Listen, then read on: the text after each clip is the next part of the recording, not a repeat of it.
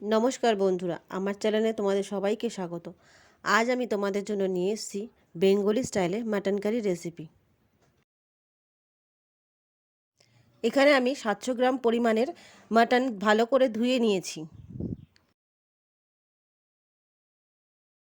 মশলার জন্য নিয়ে নিয়েছি 10-12 কোয়া রসুন, 2 ইঞ্চি পরিমাণে আদা, একটা টমেটো, 4টে বড় সাইজের পেঁয়াজ, যেটা অর্ধেকটা কুচিয়ে নিয়েছি আর বাকি অর্ধেকটা বাটার জন্য।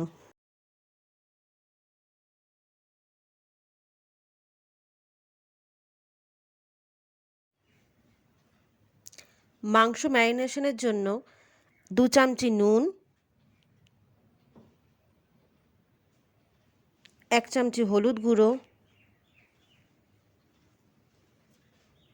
2 চামচি লঙ্কা গুঁড়ো,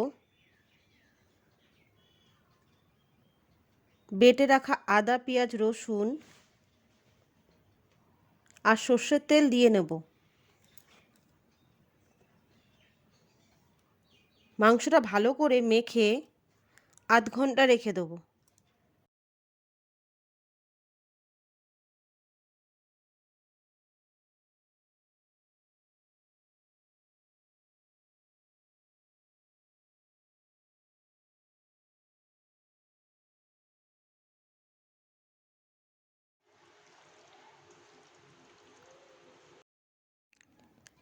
তেল গরম হয়ে গেছে, প্রথমে আলুগুলোকে লাল লাল করে ভেজে নেব।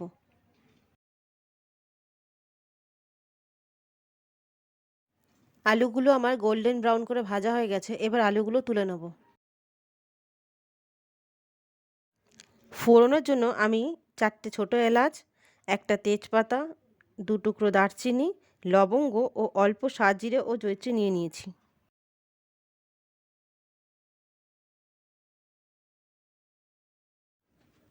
আলু ভাজার ওই একই তেলে ফোড়নে মশলাগুলো দিয়ে নেব।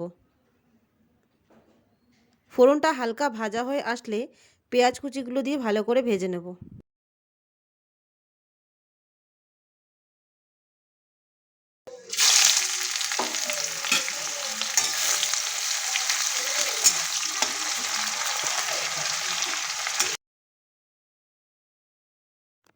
পেঁয়াজ কুচিগুলো একটু লাল হয়ে আসলে এর মধ্যে টমেটো কুচিগুলো দিয়ে একটু নুন দিয়ে দেবো, যাতে তাড়াতাড়ি সেদ্ধ হয়ে যায়।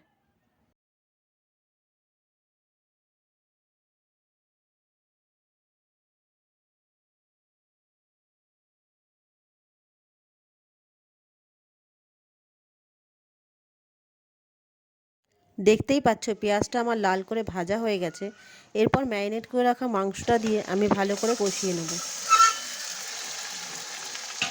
মাংসটা আমি ততক্ষণ কষাবো যতক্ষণ না মাংস থেকে তেল বেরিয়ে আসছে।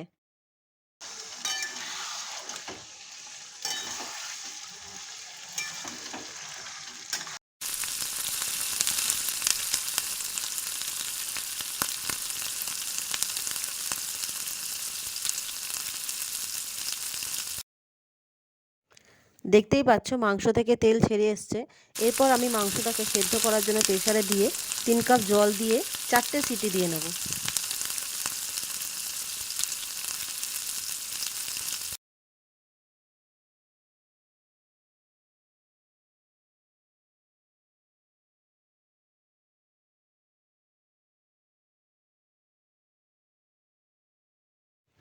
মাংসে 4টে সিটির পর আলু দিয়ে আরও 2টো সিটি দিয়ে নেব।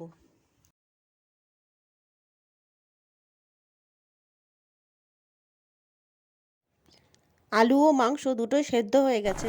এরপর আমি এর মধ্যে ছোটো চামচির 1 চামচি গরম মশলা দিয়ে নামিয়ে নেব।